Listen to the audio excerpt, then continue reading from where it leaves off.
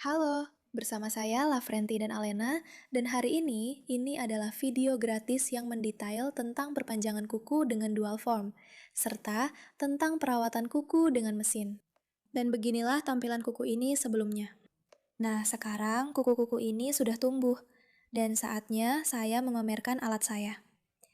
Di tangan saya ada alat Dr. Alex dengan pegangan yang nyaman, tidak berisik dan ringan. Ngomong-ngomong, alat inilah yang saya gunakan untuk memecahkan dua rekor. Dan masing-masing rekor itu, omong-omong, berlangsung selama 1 hari penuh. Nah, di sini saya kembali menguji mata bor karbida, kali ini dengan gelang hitam. Dan saya harus mengakui bahwa gelang hitam dan potongan yang besar mungkin adalah favorit saya, karena hasil serbuknya jadi lebih besar. Karena serbuk yang paling berbahaya adalah yang halus. Ngomong-ngomong, saya sudah lama ingin memberitahu kalian. Banyak yang sering bertanya tentang kantong-kantong ini. Ini adalah kantong khusus. Sudah dipotong dan hanya cocok untuk autoclave. Jadi, saya bisa menata mata bor seperti ini di dalam blister. Atau pusher juga bisa. Tentang kutikula. Di sini, sebagai model, saya menggunakan adik saya Liza. Banyak dari kalian sudah mengenalnya. Dan yang sudah tahu, pasti tahu kalau kutikulanya memang sangat sulit diatasi. Selain itu, kutikula juga bisa punya suasana hati sendiri. Nah, misalnya, kali ini kutikulanya cukup baik dan bahkan bisa didorong dengan pusher saya. Jadi, saya sudah mengangkatnya. Dan sekarang, saatnya menunjukkan mata bor kepada kalian. Namanya adalah baton. Dan menurut saya, kalian pasti tahu kenapa. Karena di bagian ini ada semacam bilah-bilah seperti ini, saya juga kurang tahu sebutannya apa. Tapi intinya, bentuknya memang mirip roti baton yang diiris. Dan di situsnya tertulis bahwa bilah-bilah seperti ini, potongan seperti ini, membantu mata bor tetap dingin dan tidak membuat kulit menjadi panas. Jadi, tulis di kolom komentar siapa yang sudah mencoba. Apakah memang terbukti atau tidak? Saya juga penasaran. Saya sendiri masih dalam tahap mencoba mata bor ini. Saya sangat tertarik karena ini sangat tidak biasa. Dan tentu saja, kita para ahli selalu ingin sesuatu yang baru, sesuatu yang lebih baik, dan pastinya tidak seperti yang lain. Di sini saya menunjukkan secara detail cara kerja mata bor ini. Mata bor yang saya gunakan berbentuk wortel, tapi dengan pola potongan seperti batangan. Mata bor ini dari merek Kamis. Itu adalah pabrik besar di sini, di Kazan. Dan mereka meminta saya untuk menyampaikan bahwa mata bor Kamis tidak dijual di marketplace. Jadi, jangan tanya saya tentang kode produknya. Mata bor mereka hanya tersedia di situs web mereka dan di distributor serta perwakilan resmi. Saya juga akan menunjukkan satu mata bor lagi. Lihat, alurnya sangat unik. Warnanya kuning dan merah. Jadi di antara kuning dan merah. Belum sepenuhnya kuning, tapi juga sudah bukan merah lagi. Mata bor seperti ini cocok untuk kulit yang sangat sensitif. Ini sangat cocok untuk Liza saya, karena baik dia maupun saya, kulit kami sangat tipis dan sangat sensitif. Dan kita harus benar-benar sangat hati-hati di atas kutikula ini, dan bahkan jangan sampai bernapas. Ngomong-ngomong, sekarang saya sedang mempersiapkan kulit untuk melakukan pemotongan dengan alat. Juga menggunakan mata bor, tapi dengan yang berbeda. Jadi, mengenai mata bor kami S. Mereka tidak akan tersedia di marketplace. Mereka hanya ada di situs mereka dan pada perwakilan resmi. Jadi, hati-hati dengan barang palsu. Jika kamu menemukan mata bor seperti itu di marketplace, kemungkinan harganya akan sangat mahal, karena dijual oleh pihak ketiga, atau bahkan itu adalah barang palsu. Sekarang kita beralih ke mesin. Saya tunjukkan mata bor seperti ini. Ukurannya cukup besar, diameternya besar. Saya memasangnya ke mesin. Masih menggunakan Dr. Alex yang sama. Dan saya atur mesinnya ke 4000 putaran. Ini penting. Selanjutnya, saya ambil kutikula yang sudah terangkat. Saya tarik dengan 2 jari. Seperti yang kalian lihat, kulit di antara keduanya menjadi tegang. Dan sekarang, sangat mudah untuk memotongnya dengan kecepatan yang sangat rendah. Saya tahu ada teknik di mana mereka memotong dengan kecepatan 12.000 dan sebagainya. Saya tidak suka teknik seperti itu, karena saya adalah orang dengan kulit yang sensitif. Dan saya punya banyak klien seperti itu. Saya benar-benar tahu bagaimana cara bekerja dengan kulit seperti ini. Itulah sebabnya saya menggunakan kecepatan yang sangat rendah. Dan yang terpenting, selain abrasif yang bagus pada mata bor, juga harus ada alat yang andal, yang memiliki kekuatan dan torsi yang cukup. Itulah sebabnya alat Dr. Alex adalah alat yang tepat. Saya punya SPS SP130. Sekarang adalah waktu yang tepat untuk screenshot alat yang akan saya gunakan. Saya punya base, primer, dehydrator, dan gel. Gel hitam dari merek Iris K, lini AM. Sekarang saya akan menunjukkan semuanya secara detail karena kita akan melakukan perpanjangan kuku. Tapi pertama-tama kita akan membersihkan minyaknya dulu. Dan lanjut ke cairan persiapan. Oh, nail prep itu adalah pembersih minyak tambahan khusus, supaya benar-benar tidak ada pengelupasan. Selanjutnya semuanya sudah kering dan kita aplikasikan primer. Punyaku tipe asam, penting untuk mengaplikasikannya tanpa tumpang tindih. Setelah itu, kita pakai base karet dari merek IEM. Aku tunjukkan cara aku mengaplikasikannya. Ini penting, di sini tanpa editan, benar-benar apa adanya. Karena selalu ditanya, lapisannya setebal apa? Seperti ini, tidak terlalu tebal dan tidak terlalu tipis. Tentu saja tidak ada proses meratakan, hanya sedikit base saja. Jadi dia seperti genangan kecil. Ini penting. Lapisan dasar dikeringkan selama 60 detik. Sementara itu, aku menyiapkan gelnya. Ini gel Vitra hitam seperti ini. Sedikit dengan nuansa abu-abu. Warnanya akan sangat unik di hasil akhirnya. Aku mengambil dual form. Aku rasa bahkan tidak perlu disebutkan itu milik siapa. Ya, sudah tertulis di situ. Itu bentuk atas dan ukuran kecil.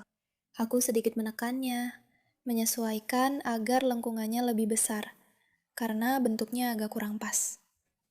Lalu aku coba-coba, memilih ukuran yang tepat dan mengambil kuas. Aku mengambil kuas oval nomor 2 dari Ariske. Kuas ini benar-benar kecil sekali, dan aku membutuhkannya untuk mengatasi masalah titik kuku yang tumbuh ke dalam. Bagi kalian yang punya masalah titik tumbuh kuku yang terlihat, lakukan cara seperti ini. Oleskan di bagian pinggir tepat di area tersebut. Lalu keringkan dengan lampu kecil. Ini diajarkan oleh Zenya Imenin kepadaku. Ini benar-benar trik yang keren. Aku sangat merekomendasikannya. Sekarang, titik tumbuh kuku kalian pasti akan tertutup. Tapi yang terpenting, gunakan gelnya sedikit saja. Selanjutnya, kita akan mengaplikasikan gel dalam 2 tahap. Gel vitral hitam yang akan kita gunakan sepenuhnya untuk seluruh proses perpanjangan kuku. Gel ini bahkan agak smoky. Pertama, aku mengaplikasikannya tipis sampai ke tengah, sampai ke area sambungan. Selanjutnya, aku ulangi lagi dengan 1 tetes lagi. Sebenarnya bisa dilakukan dengan 1 tetes, tapi aku lebih suka melakukannya dengan 2 tetes. Tapi yang penting, jangan mengaplikasikan gel di area ujung bebas. Maksudnya, di sambungan ujung bebas. Kami sudah mengeringkannya dengan lampu. Dan sekarang aku menaruh tetesan utama, yang paling besar dan paling tebal. Tetesan inilah yang akan membentuk seluruh kuku. Kuncinya adalah, aku tidak menarik gel sampai ke area kutikula. Seperti inilah hasilnya. Selanjutnya, jari kita yang indah ini bengkok. Ya, jari-jari Riza memang seperti itu. Dia terlahir seperti itu. Itu bukan kejahatan, memang jari-jarinya mengarah ke samping. Dan kita juga harus bisa bekerja dengan kondisi seperti ini. Dan aku ingin langsung bilang, di sini hasilnya tidak akan selalu super-super sempurna, karena kita harus menjaga keseimbangan yang pas. Kalau kita terlalu memaksakan untuk meluruskan kuku, maka ruas jarinya akan terlihat seperti patah. Tentu saja, itu tidak boleh terjadi. Jadi, semuanya harus dilakukan dengan sewajarnya. Putar seperlunya, tapi lakukan dengan sangat hati-hati dan secukupnya. Lihat, betapa bagusnya gel ini bisa ditekan. Sekarang sudah muncul ruang antara form dan gel. Jadi, kita bisa langsung lihat seberapa banyak yang tertekan di sana.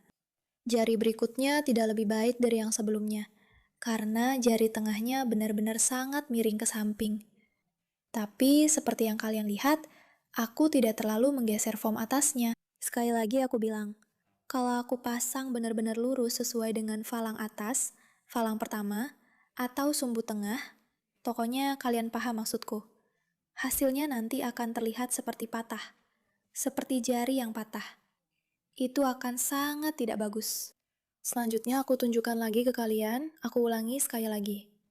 Kita oleskan lagi di bagian-bagian tempat titik tumbuh kuku yang bisa terlihat. Lalu kita keringkan dengan lampu. Lampunya juga aku dapat dari Eminki. Sangat praktis, lampunya tanpa kabel, dan baterainya tahan lama banget. Aku bahkan gak tahu bisa bertahan berapa hari. Benar-benar tahan lama. Kita juga oleskan dulu lapisan tipis sebagai dasar. Itu harus dikeringkan sebentar dulu. Dan aku keringkan sebentar saja. Mungkin sekitar 2 detik. Hanya sebentar. Jadi bukan benar-benar mengeringkan, tapi hanya mengeringkan sedikit saja. Lalu, untuk tetesan utama yang akan kita gunakan, kuasnya juga dari Iris Cat. Aku memang punya satu set kuas-kuas ini.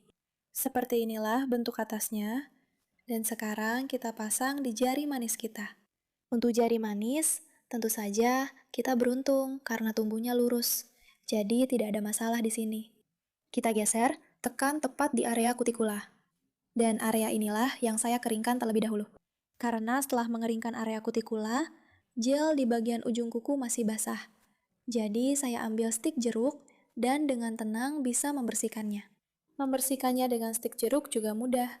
Hal terpenting adalah stik jeruk harus ditekan ke kulit pada saat itu, bukan menekan gelnya, agar ketebalannya tidak rusak. Periksa semuanya. Dan jika perlu, kamu bisa menambahkannya dengan kuas jika ada bagian yang kurang sejajar. Hal seperti itu bisa saja terjadi. Gelnya bisa saja meluber. Keringkan sebentar, dan saat mulai terasa hangat, kamu bisa menekannya. Aku menggunakan tang lancip. Tang ini juga dari MEA. Kalau ada yang bertanya, dia punya di situs webnya. Sepertinya di Walburis tidak ada.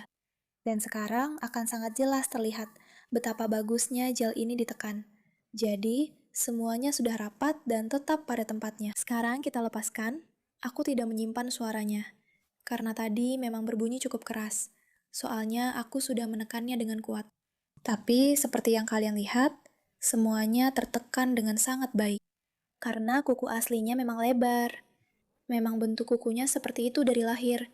Dan itu tidak bisa diubah kecuali dengan menambah panjang kuku. Jadi, kalau kita menambah panjang kuku, hasilnya akan terlihat cukup anggun. Tapi, saat kita menekan, kita hanya menekan ujung bebas kuku. Jadi, tentu saja kita tidak bisa menekan bagian dasar kuku. Sekarang kita ambil kikir kuku. Punyaku dari Nippon Nippers, sudah bertahun-tahun aku tidak menggantinya. Dengan dasar busa, 180 grit. Aku tunjukkan, sebaiknya tempelkan kikir kukunya sebelum mulai manicure. Kalau tidak, nanti akan seperti punyaku. Sarung tangannya malah menempel. Yah, itu memang bisa terjadi. Selanjutnya, penting untuk tahu bagaimana cara mengikir setelah menggunakan upper foam. Pertama, dengan sisi lain dari kikir logam, aku mendorong kulitnya. Aku melepaskan gelnya. Karena kalau tidak dilepas, kamu bisa melukai klien. Lalu tempelkan kikir dan cukup bersihkan bagian dinding paralel di sini agar rata, seperti ini. Kamu bisa sedikit menyesuaikan panjangnya, itu tergantung kebutuhan. Dan lakukan hal yang sama di sisi satunya. Jadi, lepaskan kulit dari gelnya, lalu lanjutkan mengikir. Melepaskan kulit ini wajib dilakukan. Jika kamu melewatkan langkah ini, kamu bisa saja melukai klien dengan kikir. Dan tentu saja penting untuk memastikan bahwa kikir kamu aman. Kikir milikku dipotong dan dibuat dengan cara tertentu, sehingga tidak melukai klien. Jadi, aku tidak perlu menyiapkan atau mengikir kikir ini lagi. Itu adalah bonus yang sangat menyenangkan. Selanjutnya, aku mengambil mata bor karbida. Aku sudah mengambil yang berbeda, karena aku sedang dalam tahap uji coba untuk manicure. Sebenarnya, aku bisa mencoba hingga 10 mata bor yang benar-benar berbeda. Tapi di sini, pada akhirnya hanya ada 2 saja. Aku menggunakan yang hitam untuk menghapus, lalu yang ungu ini aku gunakan sedikit untuk mengikir di area kutikula. Dan nanti aku akan mengikir dari dalam. Setelah itu, trik utama untuk dual form adalah perawatan dengan mata bor berlian. Penting untuk benar-benar membersihkan minyak, supaya tidak ada rasa lengket. Dan kemudian dengan mata bor yang sama yang kamu gunakan untuk manicure, dalam kasusku bahkan yang merah kuning, jadi mata bor yang sangat lembut. Kamu bisa dengan tenang mengikir gelnya. Tidak akan terjadi apa-apa dengan mata bornya.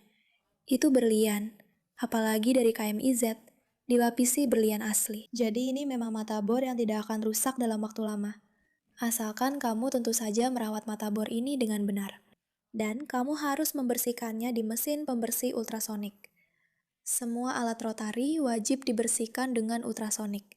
Saya sarankan ini supaya mata bor kamu bisa tahan lama. Oke, tips untuk mengikir. Karena sekarang kita punya bentuk balerina di sini, dan dual formnya juga balerina. Nah, kita harus mengikir semuanya menjadi bentuk almond. Dan di sini muncul pertanyaan, bagaimana cara mengubah bentuk ini? Saya biasanya menyarankan untuk membantu diri sendiri seperti ini dulu. Tandai dulu sudut-sudut yang perlu dikikir. Pegang kikirnya dengan sudut 45 derajat. Masih menggunakan kikir yang sama dengan alas busa. Tahan kuku dengan ibu jari, seperti yang saya tunjukkan sekarang. Lalu dengan tenang, kikirlah semua sudut yang tidak diperlukan. Beginilah hasil setengah jadinya. Sekarang dengan menggunakan kikir, seolah-olah saya sedang memainkan biola dengan busur, saya akan dengan hati-hati menghaluskan sudut-sudut ini. Dari satu sisi, dan lakukan hal yang sama di sisi lainnya. Jika perlu, sesuaikan agar sejajar. Dan dengan cara ini, kita mendapatkan bentuk yang sangat cantik dan anggun. Mungkin seperti almond. Atau mungkin bentuk lainnya. Tapi bagaimanapun juga, bentuk inilah yang paling disukai Liza. Bentuk ini sangat cocok untuknya. Dan di tangannya, bentuk ini terlihat sangat menawan. Karena bentuk ini membuat jarinya terlihat lebih panjang dan memberikan kesan unik. Selanjutnya, kita akan melakukan pengikisan dari dalam. Karena tadi kita sudah memotong panjangnya, tentu saja kita perlu merapikannya. Di sini aku menggunakan mata bor bentuk cemara dengan cincin ungu. Untuk merek mata bor, aku belum bisa bilang sekarang. Aku masih dalam tahap uji coba, nanti akan aku infokan. Saat ini aku sedang menguji lebih dari 100 mata bor. Jadi, begitu aku sudah mencoba semuanya, aku pasti akan menceritakan semuanya kepada kalian. Tapi aku mau bilang, sejauh ini yang hitam dan ungu benar-benar aku suka.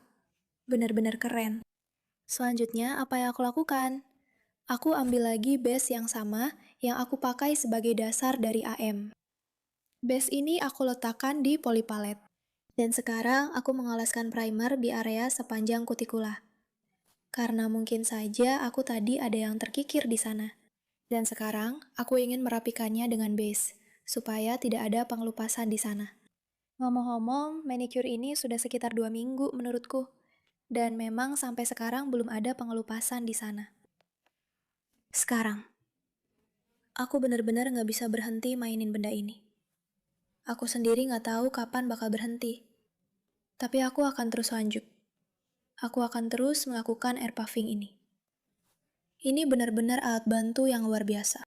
Dan ini spons-spons kecil mungil seperti ini. Jadi, sebenarnya kita punya ide yang luar biasa. Tapi buat kalian yang nggak suka desain, lebih baik langsung keluar dari sini sekarang juga. Karena sebentar lagi bakal mulai. Aliona, desain itu bukan bidangmu. Kamu nggak bisa. Dengar ya, bisa atau enggak. Tapi aku tetap lakukan semampuku. Dan aku tunjukkan bagaimana aku melakukannya. Aku dapat permintaan dari Liza, permintaan dari klien, yang paling penting malah.